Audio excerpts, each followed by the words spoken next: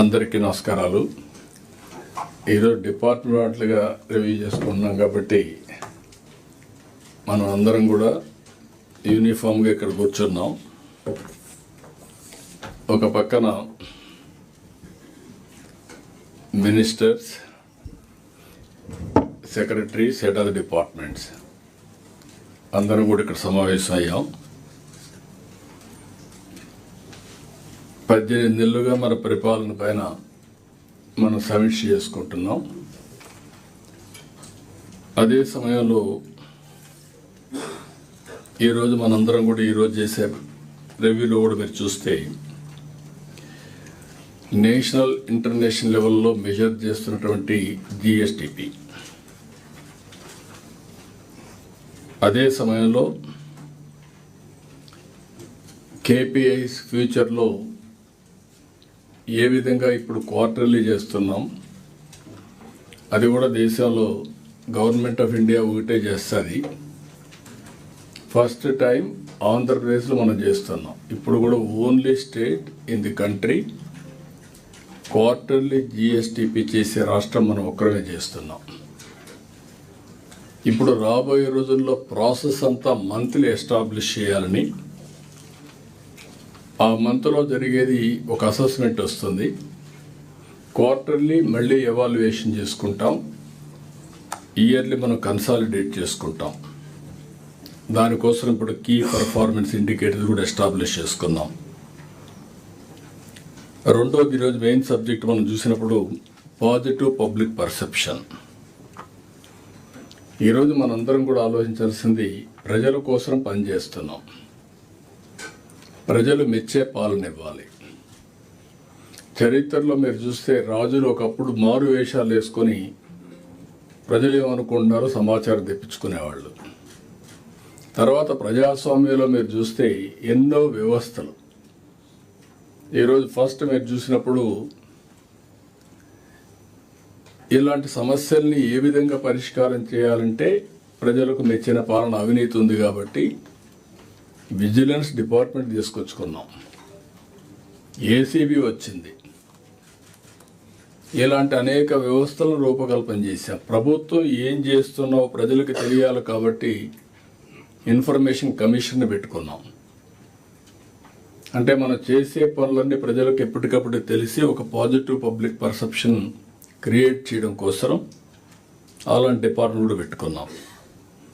అయితే over a period of time అన్ని department dilute కావడం కానీ, లేకుంటే నాన్ పర్ఫార్మెన్స్ కానీ రెండూ వచ్చాయి.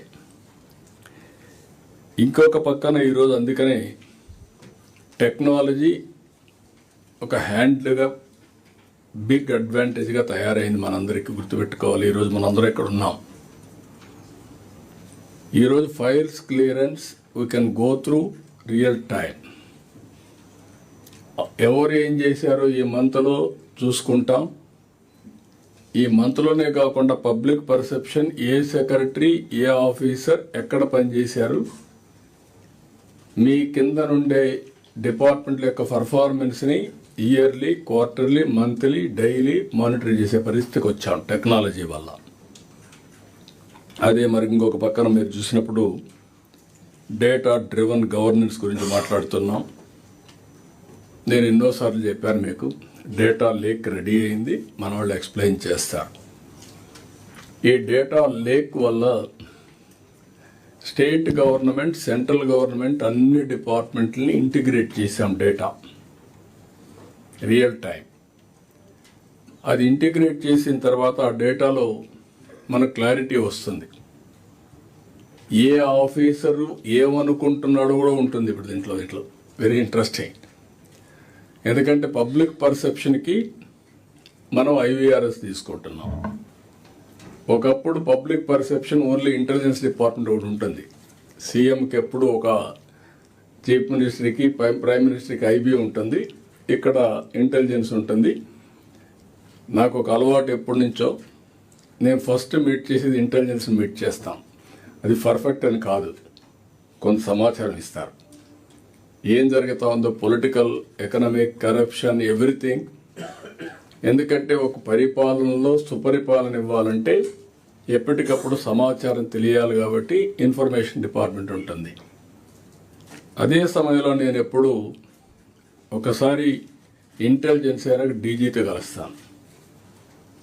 హైదరాబాద్లో ఉన్నప్పుడు కమిషనర్ ఆఫ్ పోలీస్, డీజీ ఇద్దరు వచ్చారు. అది మేజర్ పోలీస్ వ్యవస్థ కాబట్టి లా అండ్ ఆర్డర్ మెయింటైన్ చేయడానికి ఇప్పుడు కూడా ఆ సాంప్రదాయాన్ని నేను పాటిస్తున్నాను. ఆ తర్వాత చీఫ్ సెక్రటరీ వస్తారు. మా ఆఫీసులో ఎంతమంది ఉంటే సిఎస్ తర్వాత వచ్చి ఈరోజు ఏం చేశారో ఏం చేయాలనో డైరెక్షన్ ఇవ్వడం, టోటల్ అడ్మినిస్ట్రేషన్ కంట్రోల్ చేసే ఇది వారికి ఉంది కాబట్టి అవన్నీ ఇచ్చాం. ఇప్పుడు ఇక్కడికి వచ్చినప్పుడు మీరు చూస్తే హిస్టారికల్ డేటా ఉంది, present data day to day మీరు అప్డేట్ చేస్తున్నారు. అవేర్ వ్యవస్థ ద్వారా 42 పారామీటర్స్, రేపు అవసరమైతే 50-60 పారామీటర్స్ తీసుకుంటాం. రియల్ టైం డేటా వస్తుంది, అవేర్ ద్వారా కూడా ఎక్స్ప్లెయిన్ చేస్తాం. ఇవన్నీ వచ్చిన తర్వాత ఈరోజు వాట్సాప్ గవర్నెన్స్ వచ్చింది. లాస్ట్ మైల్కి రియల్ టైం కమ్యూనికేట్ చేసే right decision, which is the right decision communicate చేసే వ్యవస్థ కూడా వచ్చింది. దీనివల్ల ఆఫీసర్స్ ఏ డెసిషన్ తీసుకున్నా 95% ఎక్యురసీ, 90% ఎక్యురసీ వస్తుంది. నిన్న కూడా మీరు చూశారు, ఇండియాలో పోటీపడి వస్తున్నారు. మన దగ్గర గూగుల్ వచ్చారు, $15 బిలియన్ విశాఖపట్నంలో ఖర్చు పెడుతున్నారు. Data centre and AI. అది ఏ విధంగా వచ్చింది అని మీరు ఆలోచించుకుంటే, ఒకటి మనం టెక్నాలజీలో స్ట్రాంగ్గా ఉండడమే కాకుండా, రెండోది మన దగ్గర కొన్ని మార్పులు పవర్లో తీసుకొచ్చాం. గ్రీన్ ఎనర్జీ, ప్రపంచం అంతా కూడా గ్రీన్ ఎనర్జీ వైపు ముందుకు పోయే పరిస్థితికి వచ్చారు. ఈ 1.5 ఇయర్లో మీరు చూస్తే మనం గ్రీన్ ఎనర్జీ వైపు వెళ్ళాం. కాస్ట్ తగ్గుతుంది. భవిష్యత్తులో అన్ని దేశాల్లో ప్రోబిటివ్ కాస్ట్ ఎనర్జీ ఉంది. ఇక్కడ ఈ అడ్వాంటేజ్ ఉంటుందనే ఉద్దేశంతో విశాఖపట్నంలో 1 గిగావాట్ బిగ్గెస్ట్ డేటా సెంటర్ వచ్చే పరిస్థితికి వచ్చారు. నేను మైక్రోసాఫ్ట్ వచ్చారు. మైక్రోసాఫ్ట్ వచ్చి ఢిల్లీలో పిఎంను కలిసి 1,55,000 కోట్ల రూపాయలు పెట్టుబడులు పెట్టడానికి సిద్ధంగా ఉన్నారు. అంటే ప్రపంచానికి ఒక నాలెడ్జ్ హబ్గా భారతదేశం తయారవుతుంది. మీరందరూ ఒకటి, అందుకే నేను అప్పుడప్పుడు అంటాను మీ అందరితో, వీఆర్ ఇన్ ఇన్స్పైరింగ్ టైం అని. ఇప్పుడు ఇవన్నీ కూడా ఇక్కడికి వచ్చినప్పుడు ఈరోజు ఆ ప్రజెంటేషన్లో మీకు ఒకసారి చూపిస్తాం. మీ అందరికి కూడా ఒకటి, చాలామంది అప్పుడప్పుడు నేను చూస్తూ ఉంటాను, ఏదో దేశాన్ని మొత్తం మనమే మోసినట్టు బిహేవ్ చేస్తూ ఉంటారు. ఈరోజు సింప్లిఫికేషన్స్ వచ్చేసాయి. మనం హార్డ్ వర్క్ కాదు కావాల్సిన, స్మార్ట్ వర్క్. నేను రిపీటెడ్గా చెప్తున్నా, ఎవ్రీథింగ్. ఎన్ని ఫైల్స్ వస్తాయి ఒక ఆఫీసర్కి? వస్తే ఒక 4-5 వస్తాయి, అంతేనా? ఆవరేజ్ మీకు 6-7 వస్తుందంటే 5-6 చూద్దాం. కొన్ని డిపార్ట్మెంట్ని బట్టి ఇంకొకటి కూడా ఉంది మీకు వెరీ ఇంట్రెస్టింగ్. ఫైల్స్ కావాలని క్రియేట్ కూడా చేస్తున్నారు. This is another biggest challenge. ఎందుకు అది జరుగుతూ ఉందంటే, కిందికి పైకి తిప్పాలి కాబట్టి ఒక ఫైల్ క్రియేట్ చేసి పైకి పంపించేస్తున్నారు. అవసరమైతే would redraft business rules. Business rules ఏమి, ఇప్పుడు కాన్స్టిట్యూషన్ ఇన్నిసార్లు అమెండ్ చేసుకున్న తర్వాత బిజినెస్ రూల్స్ ఎందుకు అమెండ్ చేసుకోకూడదు? మీ పర్ఫార్మెన్స్ అంతా ఎవ్రీథింగ్ ఆన్లైన్. అకౌంటబిలిటీ ఒకప్పుడు నేను చూసేవాడిని, అది కూడా చెప్తాను మళ్ళీ. రెవెన్యూ డిపార్ట్మెంట్లో కిందన పైకి పంపించేవాళ్ళు. కడాన లింక్ ఫైల్ ఉండేది కాదు. అంటే ఎవడేం చేశాడు ఎవడు తెలిసేది కాదు. ఇప్పుడు నేను నిన్నే రెవెన్యూ డిపార్ట్మెంట్ చెప్పాను, సాయి ప్రసాద్ అందరి గురించి మీరు చెప్పాను. రాబోయే రోజుల్లో everything will be in link file, block chain. ఇంకా ట్యాంపర్ చేయడానికి అవకాశం లేదు. వన్స్ అది వస్తే రెవెన్యూ రికార్డ్స్ ఆర్ సేఫ్. ఇంకొక పక్కన ఇంకో మాట చెప్పి, ఎందుకు మన ఆఫీస్కి రావాలి? రిజిస్ట్రేషన్ అయ్యింది, కొరియర్ సర్వీస్లో పంపించేయండి రిజిస్ట్రేషన్ డేట్స్. పట్టాదారు పాస్ పుస్తకాలు ఉన్నాయి, పట్టాదారు పాస్ పుస్తకాలు మీ దగ్గర ఎందుకు రావాలి? ప్రింట్ చేసి చెన్నైలో ప్రింట్ చేస్తున్నారు కొత్త పుస్తకాలన్నీ, ఆ సెక్యూరిటీ ఫీచర్స్ పెట్టి. ఆ సెక్యూరిటీ ఫీచర్స్ అడ్రస్ అతనికి ఇచ్చి అతనే పంపిస్తాడు నేరు కొరియర్ సర్వీస్లో. అంటే the way I'm thinking is different. మీరందరూ ఇవి గుర్తుపెట్టుకోవాలి. అప్పుడు మీకు హ్యూమన్ టచ్ తగ్గితే వాళ్ళు కూడా హ్యాపీగా ఫీల్ అవుతారు. పబ్లిక్ మనం సర్వీస్ చేస్తున్నాం తప్ప వాళ్ళని పీనలైజ్ చేయడానికి కాదు. అవి కూడా మనం చూద్దాం. అదే సమయంలో మనకు ఇక్కడికి వచ్చినప్పుడు ఇన్ఫర్మేషన్ టెక్నాలజీ ఇవన్నీ పెట్టిన తర్వాత మనకు ఐటీ అన్నీ కూడా అప్డేట్ చేసుకుంటున్నాం, రియల్ టైంలో వస్తాయి. ఇంకొక పక్క వెరిఫికేషన్ లాస్ట్ మైల్లో స్వర్ణాంధ్ర, అది ఇప్పుడు గ్రామ సచివాలయం అంటున్నాం, దాని పేరు కూడా మారుస్తున్నాం, మంచి పేరు పెట్టి. వాళ్ళ బాధ్యత ఏ పని కావాలంటే ఆ పని వెరిఫై చేసి ఫిజికల్గా ఒకసారి వెరిఫై చేసి కరెక్ట్గా ఉందా చెప్పడం వరకు వారి బాధ్యత. అక్కడ ఒక 7 మంది నుంచి అవి కూడా కొంచెం వ్యవస్థను స్ట్రీమ్లైన్ చేస్తాం, దాన్ని కూడా మీ దగ్గరికి వస్తాం. తర్వాత presentation on centrally sponsored schemes, ఇది కూడా చాలా ముఖ్యం. లాస్ట్ ఇయర్ అంటే 5 సంవత్సరాలు ఏ స్టేజ్కి తీసుకొచ్చారంటే లాస్ట్కి వచ్చే కొందికి సెంట్రల్లీ స్పాన్సర్డ్ స్కీమ్స్ వాడుకోవడం మానేసి వాళ్ళ డబ్బులు డైవర్ట్ చేసి గవర్నమెంట్ ఆఫ్ ఇండియా రూల్స్ మార్చారు ఆంధ్రప్రదేశ్ కోసం. ఆ రూల్స్ ఏ విధంగా మార్చారంటే మీరు ఎస్క్రో అకౌంట్ పెట్టండి, మీకు డబ్బులు ఇస్తాం, పనిచేయండి, యూసీసీ ఇవ్వండి, మళ్ళీ ఆ అకౌంట్కే పంపిస్తాం. అంటే డైవర్ట్ చేయడానికి వీలు లేకుండా కొత్త విధానం తీసుకొచ్చారు. ఆంధ్రప్రదేశ్ జరిగిన అవకతవకల కోసం ఉండే అడ్మినిస్ట్రేషన్ మనం గుర్తుపెట్టుకోవాలి. ఇది ఈ సంవత్సరం మనం మ్యాక్సిమం సెంట్రల్లీ స్పాన్సర్ స్కీమ్స్ తీసుకురావాలి. దానికి కూడా ఏం చేయాలో మనం వర్కౌట్ చేయాల్సిన అవసరం ఉంది. ఇంకొక పక్కన మీరు గుర్తుపెట్టుకోవాల్సింది ఇక్కడ concern secretaries, ministers, success stories with outcomes. Every department is working for outcome. What is the outcome you are working? ఆ అవుట్కమ్ మీరు చేసిన పని ప్రజలకు కూడా తెలియాలి. How frequently you are communicating, ఇది కూడా ఉండాల్సిన అవసరం ఉంది. ఇవన్నీ కూడా డిపెండ్ అవుతాయి. అదే మరి ఇంకొక పక్కన డెట్. ఆంధ్రప్రదేశ్ బ్రాండ్ దెబ్బతినింది. దెబ్బతిన్న తర్వాత లెఫ్ట్ అండ్ రైట్ అభివృద్ధి ఆగిపోయింది. అభివృద్ధి ఆగింది, ఆదాయం తగ్గింది, అప్పులు పెంచారు. అప్పులు అడిగే కొందికి అప్పు ఇచ్చేవాడు రేట్ ఆఫ్ ఇంట్రెస్ట్ పెంచాడు. ఈరోజు మీరు బెస్ట్ కంపెనీస్ కానీ, గవర్నమెంట్స్ కానీ, ఇండివిజువల్స్ కానీ క్రెడిట్ రేటింగ్ ఉంటుంది. ఎవరైతే బెస్ట్ క్రెడిట్ రేటింగ్ మెయింటైన్ చేస్తారో వాళ్ళకు తక్కువ ఇంట్రెస్ట్కి డబ్బులు ఇస్తారు. దానికి కారణం రేట్ ఆఫ్ ఇంట్రెస్ట్ ఎందుకు పెంచుతారంటే రిస్క్ ఫ్యాక్టర్. రిస్క్ ఫ్యాక్టర్ లేకపోతే తగ్గిస్తారు. 11, 12, 13% వెళ్ళిపోయారు. ఇప్పుడు డెట్ సర్వీసింగ్ బర్డెన్ అయ్యే పరిస్థితి వచ్చింది. ఆదాయం తగ్గింది, డెట్ సర్వీసింగ్ పెరిగింది, డెట్ పెరిగింది. ఇప్పుడు అందుకని డిపార్ట్మెంట్కి చెప్పి మొత్తం డెట్ అంతా కూడా రీషెడ్యూల్ చేయమంటున్నాం. వేరియస్ ఇన్నోవేటివ్స్ తీసుకొని how to do it, restructuring, అదే మరి ఇంకా కొన్ని మెథడ్స్ ఉన్నాయి, అవన్నీ చేస్తున్నారు. ఇక్కడ కూడా పీయూష్ ఓవరాల్గా అయితే ఈరోజు ప్రజెంటేషన్ చేసిన తర్వాత రోనాల్డ్ అయితే ఈ డెట్ ఎట్ట రీస్ట్రక్చర్ చేయాలి, కాస్ట్ ఎఫెక్టివ్ రుణాలు ఎట్ట తేవాలి, ఆల్ కార్పొరేషన్స్ కూడా ఎట్ట రీస్ట్రక్చర్ చేసుకోవాలి, ఈ ఎక్సర్సైజ్ ఆయన చేస్తున్నారు. వినయ్ అయితే ఇక్కడ డే టు డే ఎట్లా ఫైనాన్స్ చేయాలి, అన్ని డిపార్ట్మెంట్లు స్ట్రెంగ్తన్ చేశాం.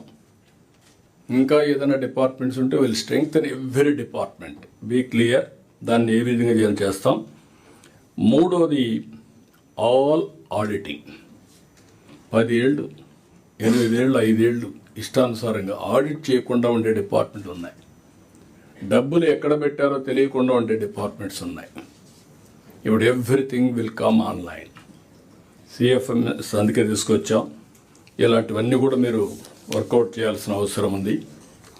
అయితే ఈ 18 నెలలు మనం చేసిన పని ఒకసారి సమీక్ష చేసుకొని మళ్ళీ ఈ 6 నెలల్లో ఏమేం చేయబోతున్నాం మనం రీఎన్ఫోర్స్ చేసుకుంటాం. ఇంకొక పక్కన ఈ 18 నెలలు నేను మొదటి నుంచి చెప్తున్నాను. నేను కానీ పవన్ కళ్యాణ్ గారు కానీ బీజేపీ కానీ ముగ్గురం కలిసి నరేంద్ర మోడీ గారు దేశ ప్రధానిగా ఎన్నికలప్పుడు మేము ఒక హామీ ఇచ్చాం. సంక్షేమాన్ని కొనసాగిస్తాం, ఎంపవర్మెంట్ కోసం పనిచేస్తాం, అభివృద్ధి ఫాస్ట్ ట్రాక్లో పెడతాం, రాష్ట్రాన్ని పునర్నిర్మాణం చేస్తాం. ఈ రెండు కూడా సుపరిపాలన ద్వారా ప్రజలకు ఎప్పటికప్పుడు సాటిస్ఫాక్షన్ పెంచడానికి చేస్తామని ఆ రోజు చెప్పాం.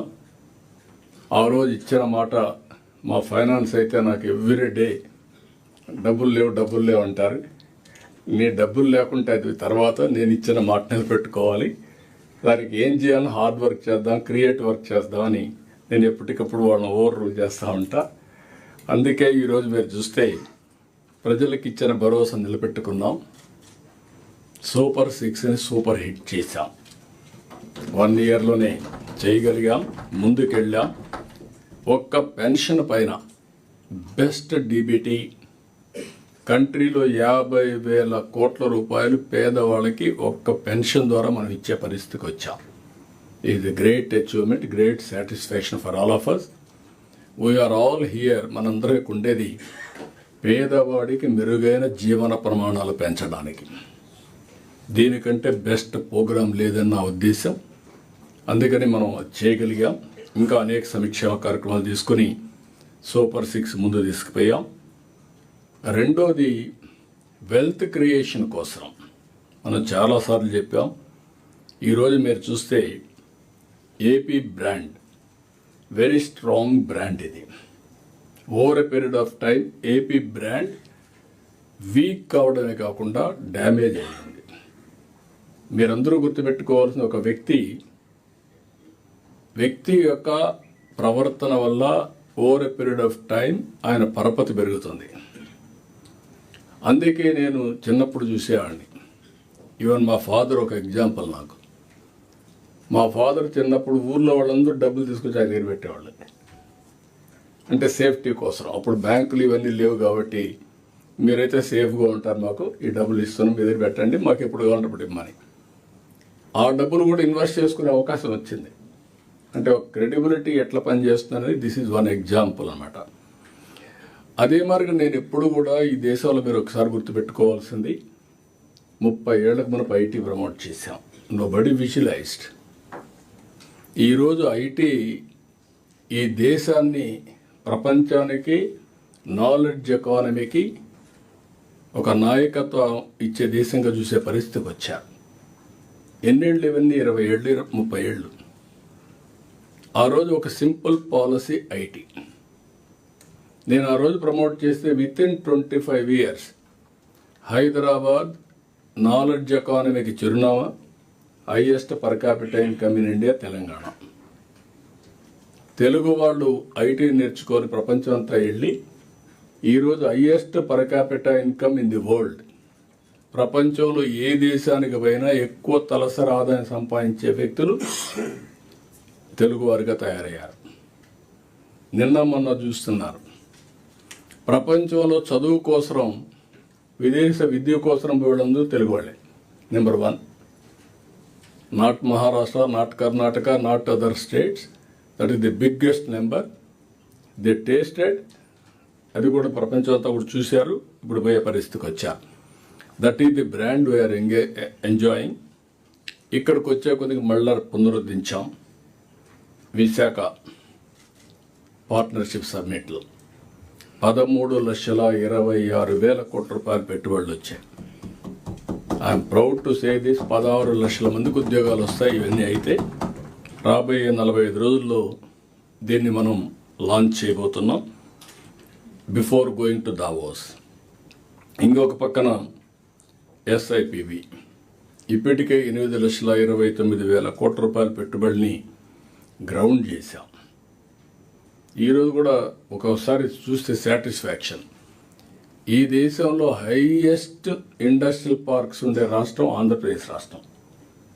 I'm proud to say that. అంటే మనం తీసుకున్న నిర్ణయాలు ఏ విధంగా పనిచేస్తున్నది దీనికి ఒక ఎగ్జాంపుల్. గవర్నమెంట్ ఆఫ్ ఇండియా నిన్న పార్లమెంట్లో చెప్పే పరిస్థితికి వచ్చారు. సంవత్సరం ఇప్పుడు మళ్ళా 6 నెలలు. First year 12.02, percent growth rate వచ్చింది జిఎస్టిపి. ఇప్పుడు రెండో క్వార్టర్కి 11.28 గ్రోత్ రేట్ వచ్చింది. ఇది current prices. Government of India 8.7 growth rate వచ్చే పరిస్థితి వచ్చింది. ఈ సంవత్సరం అయితే మనం 17% పెట్టుకున్నాం. కాబట్టి ఫస్ట్ క్వార్టర్లో 40-42% గ్రోత్ వస్తుంది. సెకండ్ క్వార్టర్లో 56-57% గ్రోత్ వస్తుంది. దానికి మీరందరూ కూడా ఎవరైనా సరిగా పనిచేయకపోతే, ఇప్పుడు అంతా కూడా మీ అన్నీ కూడా ఇక్కడ ఉన్నాయి. నేను ఇంకోటి కూడా చెప్తాను, డోంట్ మిస్టేక్ మీ. నాతో సహా నా పర్ఫార్మెన్స్ రాష్ట్రానికి మొత్తం ఉంటుంది. మీ పర్ఫార్మెన్స్ మీ శాఖలకు ఉంటుంది, డిపార్ట్మెంట్కి ఉంటుంది. ఎవరేం చేశారో it will be on record. Analytics తీసుకోవడం విత్ ఇన్ నో టైం. ఆ విషయం కూడా మీరు transparent. Competition is uniform, transparent. ఇప్పుడే కాదు, మీ క్యారియర్ అంతా కూడా ఉంటుంది. ఏ అధికారి ఉన్నప్పుడు ఎక్కడ పని చేశాడో ఒక్కసారి తీసుకుంటే ఒక క్లిక్ కొట్టి ఆటోమేటిక్గా వచ్చే పరిస్థితి వస్తుంది. That is the systems we are building now. అదే సమయంలో మన ప్రభుత్వ నిర్ణయాలు, పాలసీలు, పథకాలు ఇవన్నీ కూడా ఎప్పటికప్పుడు మార్చుకోవాల్సిన అవసరం ఉంది. అవసరమైతే సింప్లిఫై చేసుకుందాం. అయితే అకౌంటబిలిటీ ఆటోమేటిక్గా తీసుకొద్దాం. ప్రజలకు జవాబుదారితనంగా ఉందాం. నీతివంతమైన సమర్థవంతమైన పాలనలు ఇద్దాం. అదే సమయంలో ఇవన్నీ కూడా ఎప్పటికప్పుడు ముందు చూపుతో ఆలోచించి ముందుకు పోదాం.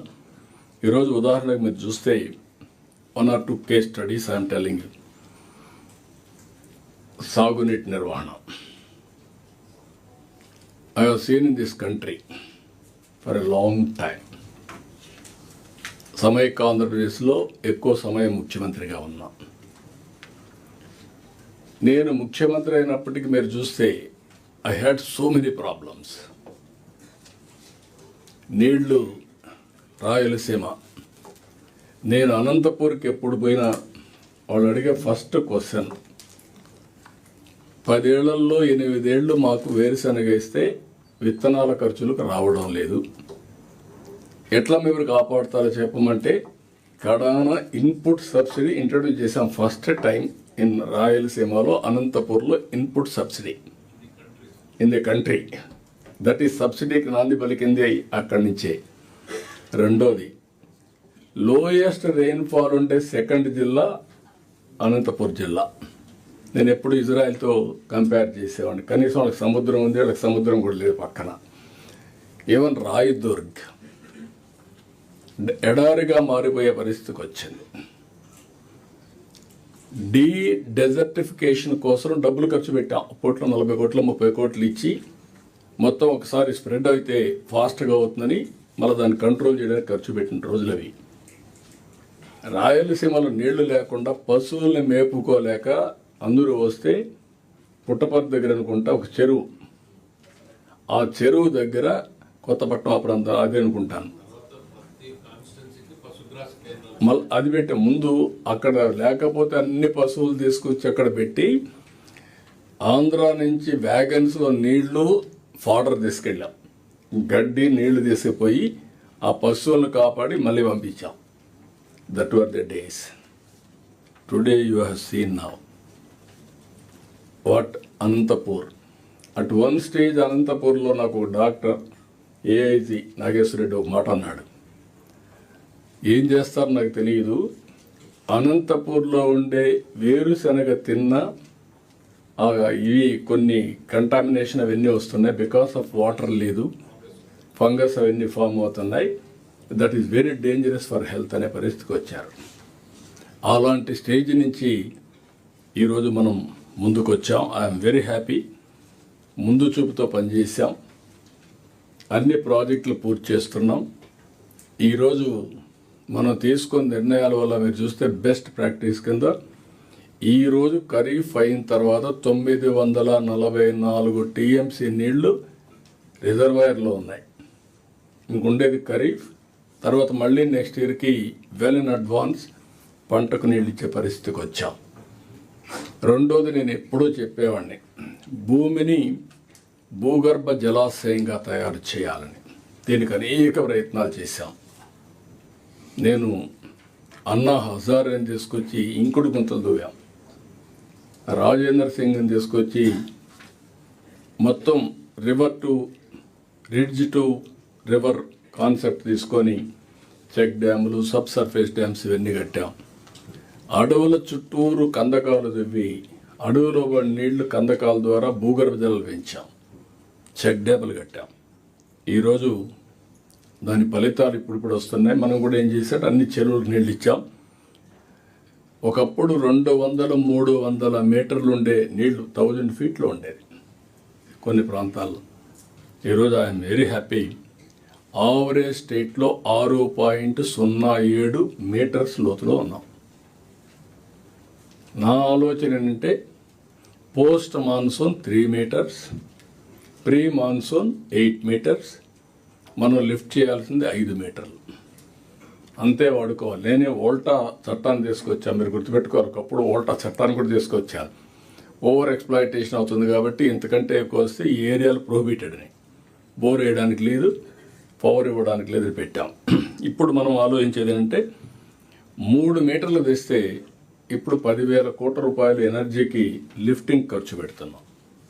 3 మీటర్లకు వస్తే 5,000 కోట్లు తగ్గుతుంది ఎనర్జీ ఏదైతే ఉందో లిఫ్టింగ్ ఆఫ్ వాటర్కి. దానికి కూడా ఒక ప్రణాళిక తయారు చేసుకుందాం. That is where we are doing now. This is a case study for the country also. It is a case study. రెండోది పవర్. చాలా ఎంత గందరగోళం చేశారంటే దగ్గర మనం దీంట్లో పెట్టాం వైట్ పేపర్లో 1,00,000 కోట్ల రూపాయల అప్పులన్నీ కలిపి 1,10,000 కోట్లు అప్పు, 32,000 కోట్లు 5 ఏళ్లలో విద్యుత్ ఛార్జీలు పెంచడం, 9,000 కోట్ల రూపాయలు కరెంటు ఛార్జీలు ఇచ్చారు capital cost without using power, that is solar energy. Solar energy రెడీగా ఉంది, దాన్ని ఉపయోగించుకుంటే ఇది క్యాపిటల్ కాస్ట్ వాళ్ళకి డబ్బులు పే చేస్తాం. రెండోది ఫ్రీగా వచ్చే పవర్, అది ఏది ఇంధనాలు అవసరం లేదు. అలాంటి దాన్ని వాడకుండా చేసి కోర్టు డైరెక్షన్ ఇస్తే 9,000 కోట్ల రూపాయలు ట్యాక్స్ పేయర్స్ మనీ పే చేశారు. ఈరోజు నిన్నే అనౌన్స్ చేశాను నేను, ₹5.19 ఉండేది మనం వచ్చినప్పుడు ఆవరేజ్ ప్రొక్యూర్మెంట్ కాస్ట్. ఈరోజు అది ₹4 వచ్చింది. ఎంత వచ్చింది ఇప్పుడు? 8 నెలల్లో 4.90 వచ్చింది, 4.92 వచ్చింది. నా టార్గెట్ ఈ నెలలో ఈ సంవత్సరం 4.80 రావాలా. అంటే 1 ఇయర్లో 39 పైసలు కరెంటు ఛార్జీలు తగ్గిస్తున్న ప్రొక్యూర్మెంట్ కాస్ట్. దీంతో నేను అనౌన్స్ చేశాను. వాళ్ళు ఒక ఇది ఇచ్చారు, ఏదైతే కమిషన్లో రెగ్యులేటరీ కమిషన్ ఒక అవార్డు ఇచ్చారు, 9,000 కోట్ల రూపాయలు కరెంట్ ఛార్జీలు కలెక్ట్ చేసుకోవడానికి. నేను రిఫ్యూజ్ చేశా, మనం అది అమలు చేయొద్దండి, అవసరమైతే రెగ్యులేటరీ కమిషన్ రివైజ్ చేయండి, మేము దాన్ని ఇన్సిస్ట్ చేయం, మేము ఇంటర్నల్ అక్రూవల్స్లో మేనేజ్ చేసుకుంటామని చెప్పమని ఫైల్ చేస్తున్నారు. అంటే పాత బకాయిలు కూడా వాళ్ళు వేసింది కూడా మనం కలెక్ట్ చేయకుండా మేనేజ్ చేయగలుగుతున్నాం. ఈ సంవత్సరం పవర్ ఛార్జెస్ పెంచాం. నేను ఆ రోజు ఏ మాట అయితే చెప్పానో దానికి కట్టుబడి ఉన్నాం. నేనైతే అంబిషియస్ టార్గెట్ ఇచ్చా డిపార్ట్మెంట్కి. ఇది ఎందుకు మీకు కేస్ స్టడీకి ఏం చెప్తున్నానంటే మీ అందరికి ఒక ఐడియా ఉండాలి. ఈరోజు మేము చేసిన పని, కరెంటు కొన్నిసార్లు మన దగ్గర డెఫిసిట్ వస్తుంది. మార్చ్ ఇది మంత్ వేరే అగ్రికల్చర్ పీక్ వస్తుంది. ఆ నెలలో మనకు కరెంటు ఎక్కువ వినియోగం వస్తుంది, ఎండలు కూడా వస్తాయి.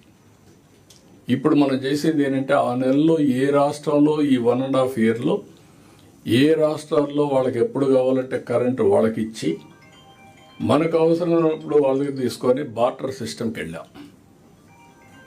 ప్లీజ్ ఫోన్స్ అందరూ కూడా కట్ చేసి పెట్టుకోండి.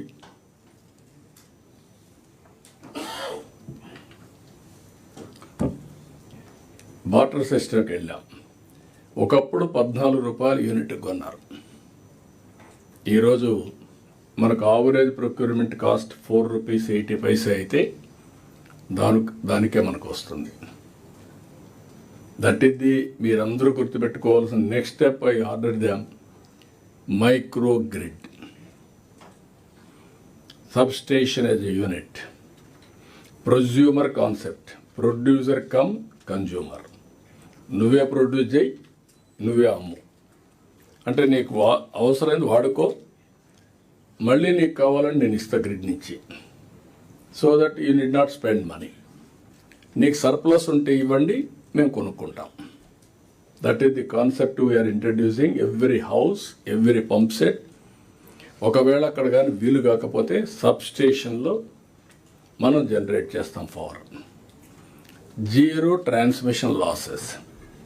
ఈ సబ్స్టేషన్లోనే పవర్ వస్తుంది, ఈ సబ్స్టేషన్లోనే పవర్ డిస్ట్రిబ్యూషన్ వస్తుంది. అప్పటికి కూడా ప్రాబ్లం ఉంటే అక్కడ బ్యాటరీ పెడతాం. ఎప్పుడైతే పవర్ వస్తుందో అక్కడ ఛార్జ్ చేస్తాం, ఎప్పుడు అవసరమైతే అక్కడనే ఇస్తాం. ఇలాంటి కాన్సెప్ట్స్ ఇచ్చా, డిపార్ట్మెంట్ వర్కౌట్ చేస్తున్నారు. నేను అనుకున్నట్టన్నీ అయితే 5 ఏళ్లలో 4 రూపాయలకు రావాలని, ఇంకా తక్కువే చెప్పా, కానీ 4 రూపాయలు తీసుకురావాలని. 4 రూపాయలు మనం కరెంటు తీసుకొస్తే Andhra Pradesh will be A preferred destination. నేను పీయూష్ అంటే సాధ్యమా సార్ అన్నాడు. సాధ్యం చేస్తాం. అదే నేను విజయానంద్ గారు చెప్పాను. యూ విల్ మేక్ ఇట్ అని చెప్పాను. We are working. మీకు ఎందుకు ప్రతి ఒక్క డిపార్ట్మెంట్ ఎందుకు చెప్తున్నానంటే మీలో ఆ స్ఫూర్తి రావాలి. మీరేం చేస్తున్నారు? రొటీన్గా ఆలోచిస్తున్నారు. రొటీన్గా ఆలోచిస్తే ఏది సాధ్యం కాదు.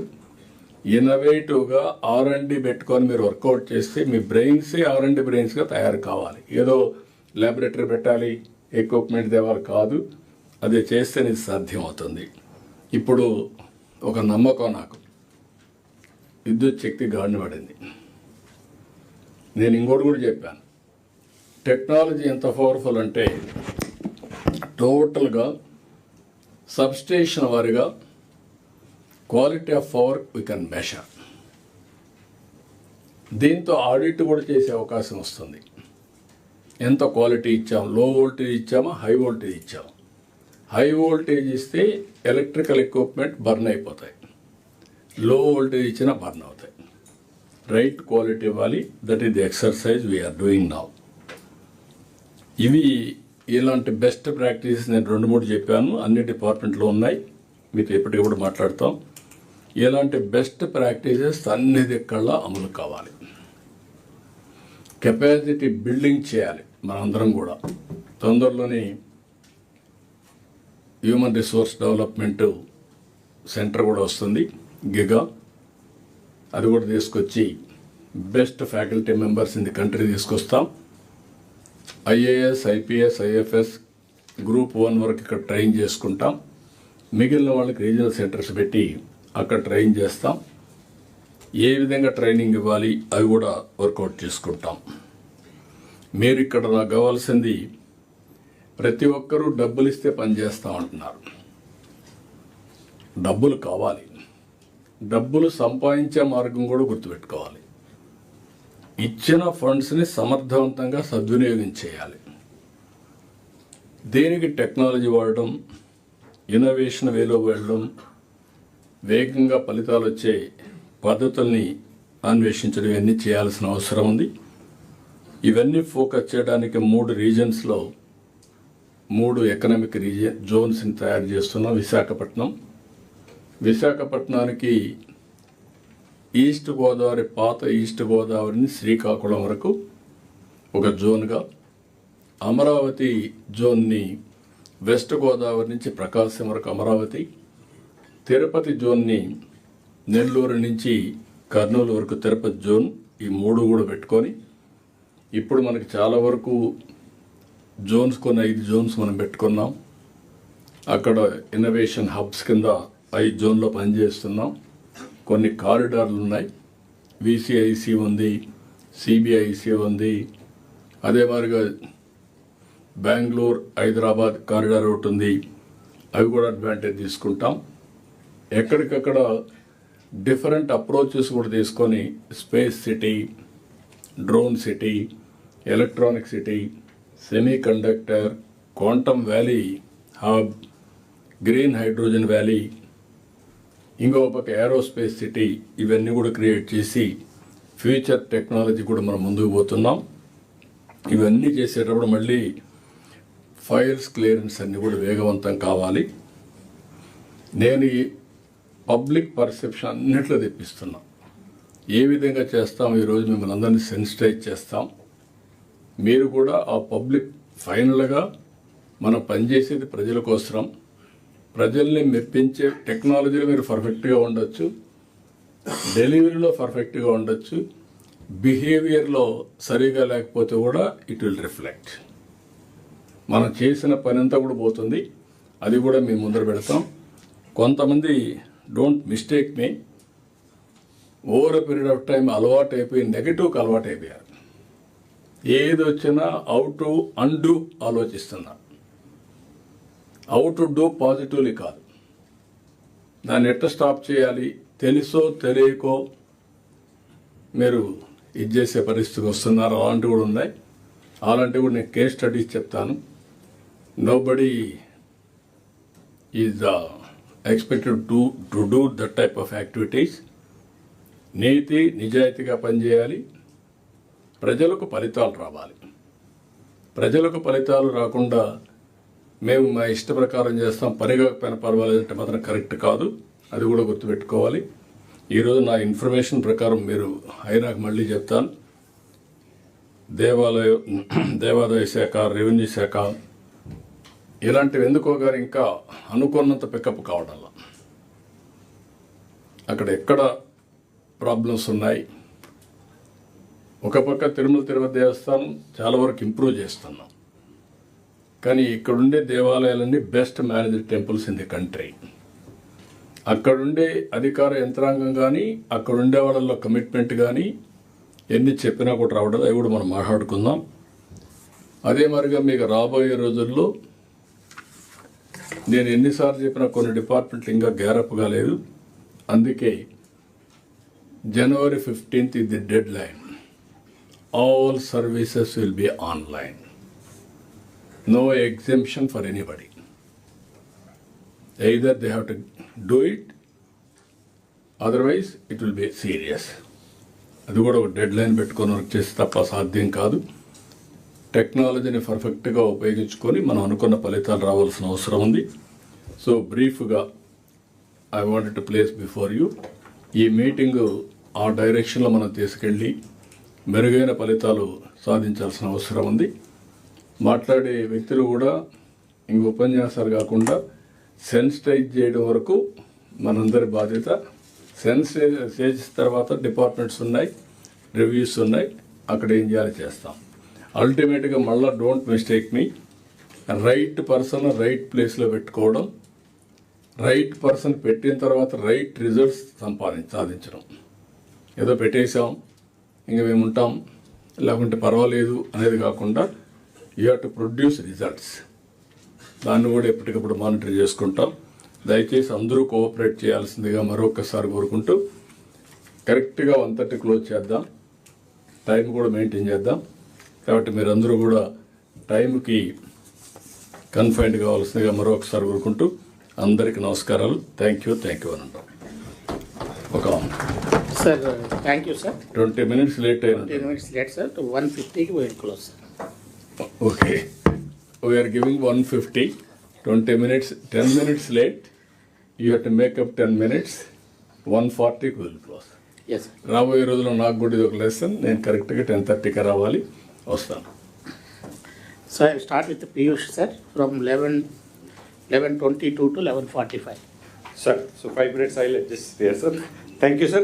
Honorable Chief Minister and Honorable Ministers, senior colleagues and my permanent colleagues and fellow officers. Sir, thank you, sir. Today I've been given an opportunity to make a presentation on two topics, sir. One is the GSDP which we have recently released, and other is the KPI from the planning department that has been work under preparation under your guidance, sir, and it has come to a maturity, sir. So that we'll be presenting, sir. So first part of my presentation on the GSDP, sir. Basically, GSDP, sir, 2-3 points are important, sir. One is department-wise mapping. All the HODs and secretaries are here, sir. So which department or which HODs and which part of the GSDP they are covering, sir. That mapping we have done. Then methodology to explain briefly how GSDP is calculated. Recently, sir, yesterday, Honorable Chief Minister, sir, has released the quarterly data for this Q2 latest quarter. As sir has mentioned that only Andhra Pradesh is promptly doing it. Other states internally they do it, but once or twice in a year, not all quarters, and that too they for internal for their consumption. But they don't put it in the public domain. Only annual statistics are put up, sir. So we in Andhra Pradesh we have been doing, sir, under sir's leadership stewardship. We have been taking up a good tradition, sir. And the quarterly data also helps us in compiling the half-yearly data, sir, because Q1 and Q2 has come. So where we are in the half-year performance, and because we have taken a Swarnandhra target for this year's growth, where will be, I mean, how much is the distance still to cover to achieve that is the another briefly I'll be presenting, sir.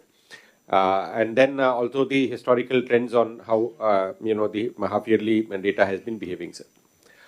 To start with, sir, there are 3 broad sectors, sir, as all of us are aware that in the GSDP calculation, globally that we take up primary industry and the services sector. Under the agriculture sectors, there are 17 subsectors which cover in the state of Andhra Pradesh. So that department-wise mapping, if we look at it, sir, agriculture, horticulture, livestock, and fishing and forestry is one set with the corresponding departments. Then industry sector covers mines, quarrying, manufacturing, electricity, construction. And because construction is also across the engineering departments, so most of the engineering department's contribution also comes within this construction sector. Then services sectors, largely trade, railways, transport, communication, banking, real estate, also public administration, other services.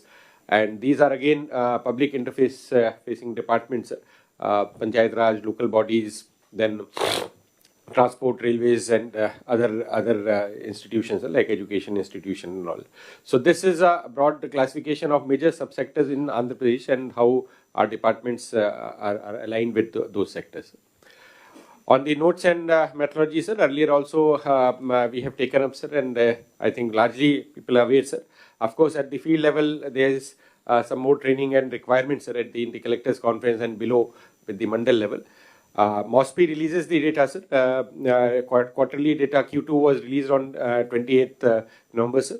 And yesterday, day before, sir, on Monday, CM sir released it in the press meet where detailed presentation was also given, and this statistics we have put in the public domain. Quarterly data for GSDP estimates both are given on constant and current prices. Of course, constant prices are at 2011-12, which is now under revision. The MOSPI is doing that. In February, they'll be revising it to 22-23 base year price, and following that, states also will be updating our estimates. Then the quarterly data has been released, sir. With that half-yearly data combined, we take up. Gross domestic product is calculated as value addition. So normally, what we capture is the GVA, and on that we add the product taxes and minus product subsidies. Product taxes and product subsidies because it is related to that manufacturing, not the the welfare subsidies or taxes. So that distinction is made. Now, in terms of the coverage, sir, how the estimates are arrived at, sir? Quarterly estimates are indicator based, compiled through benchmarks indicator, and it is not a complete this thing. Annual data is based on the complete survey, so it is some indicators and some proxy indicators are taken based on the MOSPI guidelines by the center and the state, and we compile that, sir. The areas covered, of course, crop production, production of major livestock, annual husbandry, fishing production. Similarly, industry sector largely is minor mineral products from direct of mining, geology products. Then industrial production index is compiled by the industries department. There, I think, sir, yesterday with the experts from the National Council of Economic Research, NACER, also made a discussion. And I think one industry department, DIC, at the district level, some new parameters will be developing. So that needs to be captured. So with the industries department and planning, we will develop those so that we have a better capture of this estimates. That services sector are based on certain estimates. Tourism, tourists, how many vehicles, then cargo handling, bank deposits. So these are different sources from which this information is compiled, and basis which this data is arrived. The better the data capture, the better will be the more accurate will be the estimates. So that process also we are undertaking simultaneously. On the quarterly data, sir, which was released yesterday, this is at current prices and the constant prices. So we have done well. From the GVA side, there is an increase of 11.3%, sir. 1% jump if you look from last year. The quarter was 10.26%. So from that, there has been an increase of 1%. And when compared to the national average, sir, almost 3.6% above we are there, sir. So from 8.7 to 11.3, sir. So around 2.6% higher than the national average. Similarly, both that is the GVA and GSDP, sir, is 11.28% as compared to 10.17% last quarter that we did, and as compared to 8.7% at the country level. So almost 3% jump on and this is at the current prices, sir. And actually, the real growth is very good, sir, but because of the inflation factor, there have been negative inflation, sir, and that way the gap between the real and the constant prices and the nominal prices are not very high. Otherwise, this would have been in the range of 14-15% had the inflation been even around 4-5%, which is historical. So this time it is negative. Therefore, the number is seen in 11.5% range. Otherwise, it could have been much higher, sir. Now, in terms of the subsector-wise analysis, also we have presented, sir. And agriculture, horticulture sector, we have done 11.43% and 4.35% against 27%, 29% last year quarter, this quarter, sir. That is Q2 in last year. Again, the production is high, sir. Actually, the reason for this is because there is a negative WPI in the whole price index. There is a negative inflation, sir. If you look at the production, sir, there has been paddy, there has been an increase of 24%. Similarly, cotton has increased by 31%. Banana is also significant jump of 151%. So there have been a lot of production that has been coming to market. One good part of this has also been that fishery sector, sir. There were certain apprehensions because of the international pressure, but the demand has risen, and I think the US effect, largely rerouting, and there is a demand that is there, sir. So fish production also has shown a good, healthy trend, sir. Livestock, there is a marginal increase, sir. Then that's because of the bovine population census. The MOSPI, the Animal Husbandry Department, Government of India had changed. Because of that, the bovine population has been corrected, and that correction of about 10 to 13% has resulted in the estimate of this production. Otherwise, production is good, sir. On the mining side, sir, while country-wise there was a negative trend, sir, we have done a good thing. We had a lot of minor and major minerals decisions, policy decisions taken by the government. Honorable CM has been reviewing it very regularly. It has impact on policy clearance, which has led to a lot of activity in this area. So 18% increase is there. Manufacturing also, MSMEs and industries, the incentives that government has given against the CM sir has taken that initiative and also announced escrow mechanism where APIC that direct incentive clearance we are taking up. That has those small businesses, especially MSME, the mood is positive with the investment climate that is coming in. So it is reflecting in the numbers. Almost from 5% last year, Q2, this is almost more than double, 11.66%. Inca with more industries and the kind of Vizag conference and the signals from the markets, this is another area will be giving us significant progress. Because of that, sir, the electricity, gas supply and the consumption also is on the rise. Again, 11.96%, 12% as compared to last year, 2%. So again, the uptick also shows that economic activity in that sense, there is a churning that is happening, sir. So overall industry sector, sir, has been a good story. 12%, 12.2% as compared to country average of 8.5%. So almost 3-4% increase industry sector has performed in this quarter. And if the trend continues, that will be a good flip for this year overall growth story, sir. Then, sir, tourism services sector, sir, we some things have taken up, but some other things also need to be picking up, sir. Trade and hotel businesses, there is uptick, but then slightly more perhaps needs to be done area-wise in smaller areas, more events, activities. Banking, communication aligned to the real estate. There is uptick with the market sentiment that is coming in. So these sectors also there is a trend and which we need to build upon in the coming next half year periods. At constant prices, same number, sir. As I was saying, sir, there is a very notional, I mean, not a very wide difference between real numbers and the nominal current price numbers. 10.7% is what we have done, and 11.3 is the nominal. So only 0.5% is the increase, sir. Normally, this increase is about 4 to 5%. So that way, 10.7% real growth is a good number as compared to the national average of 8.23%, and also compared to 7% which was the last quarter, Q2 in the last year, sir. So from there, immediately coming after election, we were just reviving, sir. So that impact was not coming in. Now, 1 year period, the policies and the initiatives are yielding also results. So the positive environment is captured. Now, if we combine the two, sir, the half yearly figure, if you look at H1, what has been Q1 and Q2 combined, sir. So Q1, Q2 combined, the performance has been about 10.91%, sir. The average of 10.7 and the earlier that we had taken up, sir. So this is the average as compared to 8.8% that we had been taken up earlier, sir. Now, if you look at the subsector wise, sir, 17 major subsectors that comprise Andhra Pradesh GSDP. Then these are the performance, sir. Livestock still remains the highest, sir, though contribution has marginally shifted from 13% in last year Q2, sir. It has come to 12.42%. Similarly, manufacturing, fishing, other services, real estate and construction, sir. So these are the top contributors to our these things, to our economy, to the GSDP. So these contributions are value addition. If you look at last year quarter to H1, the half year was 6,33,000 crore. That has increased to 7,33,000 crore, sir.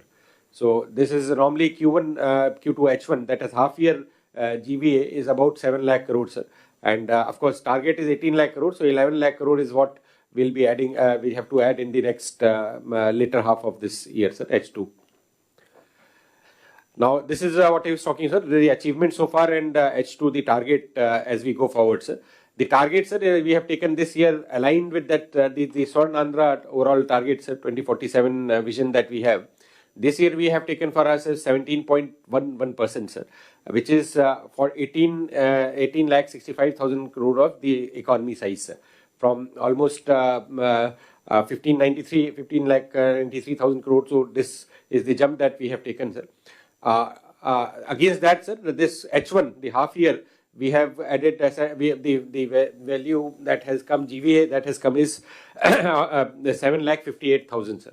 So that means 11,07,000 crore is what we have to do in H2, sir, achieve in H2. So we have done about 40%, 40.6%, sir, of the target we have achieved, and about 59% target we have to achieve in the H2, sir, next quarter. Similarly, agriculture, the sector-wise breakup, sir. Agriculture, about we have to achieve 65%. Industry, we have to achieve about 55%. Services sector, 55%, sir. So this is what it adds, and this is also aligned to the historical trend, sir. I'll be showing further last 5 years what has been the historical trend in H1 and H2. Now, of course, subsector-wise, sir, division. If you look at agriculture, horticulture, livestock, what has to be done, because agriculture and horticulture is something which comes in typically is reported in H2, sir, because H1, the first quarter, April to May, there is no reporting, sir, that is zero. And from July, August, September, there is only marginal, sir. So the contribution as it is comes in the H2 part. So therefore, agriculture 97% reporting will be coming, both Kharif and Rabi will be coming there, sir. Similarly, horticulture also will be skewed to the agriculture crop seasons.